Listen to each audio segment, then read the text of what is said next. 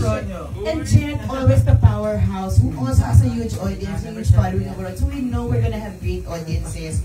Excited na talaga kami. Tapos yun na, yung kami yung magsasama na iba-iba yung papatikim natin, di ba? Kasi nakakapagod naman kung puro belting-belting natin, di ba? So may ibang aspeto na makikita sila. Am I right, my love? Yes! True din, di ba? Isofronyo, di ba? Mabalik ka sa US, how mag-perform ka nun, how does it feel na kasama mo naman sila? More than the fact na magkakaroon ng concert, I think I am looking forward na magkakaroon ng prod kami. Kasi iba-iba kasi yung timbre, iba-iba yung emotions na dinadala ng bawat tinig. So hopefully pag na-blend siya ng maayos, I think it's gonna be an exciting moment for the Filipinos around. Magandang araw po sa inyo at welcome back dito sa ating YouTube channel. At marami po ang na-excite sa magiging performance ni Sofronio bukas dito sa ASAP Sunday.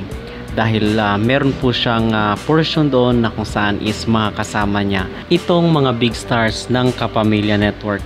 At na-mention nga natin doon sa ating naunang video na siya ay maging kabahagi ng opening number dito sa nasabing noontime show. So, bigyan ko lang rin po pala ng reaction ang kasi di ba na-play natin doon sa ating naunang video yung performance ni Sofronio dito sa Showtime. So, marami ang nakapansin na talagang nag-improve itong si Sofronio at maganda yung ipinakita na performance ni Sofronio doon sa It's Showtime sa ating previous na vlog. So ako rin po mga kapolitika ay napansin ko rin po yon. Kasi itong alam naman natin ang Kapamilya Network or ang ABS-CBN ay tahanan talaga yan ng mga malaking bituin. So kung bakit marami silang mga nade-develop or napapasikat ng mga artista dahil po yan sa mga workshops at sa mga trainings. So ito marahil ang reason kung bakit andito si Sofronio sa Kapamilya Network dahil alam niya na siya ay talagang maalagaan yung kanyang career at the same time ma-improve pa siya along the way dito sa kanyang mga pamamalagi dito sa ABS-CBN kasi meron silang mga workshops at mga trainings para sa kanilang mga artista.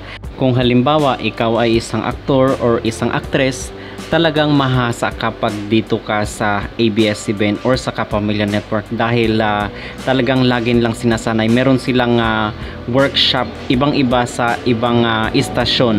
Okay, so yun po ang ating napapansin, which is I believe na tama yung naging desisyon ni Sofronio na nandito siya sa Kapamilya Network mag-ink ng kanyang deal or ng kanyang contract para sa kanyang mga gaganaping project at hindi ka talaga pababayaan. Yun ang napansin ko pagdating sa pangalaga ng Kapamilya Network.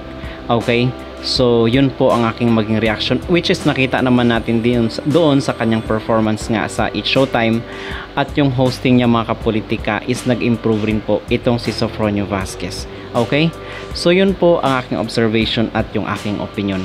Agree po ba kayo mga kapolitika na tama ang naging desisyon ni Sofronio Vasquez at napansin nyo rin ba yung malaking pagbabago sa kanyang performance? Mag-comment down below at huwag kalimutang mag-like at mag-subscribe na rin kayo para updated kayo sa ating mga latest issue.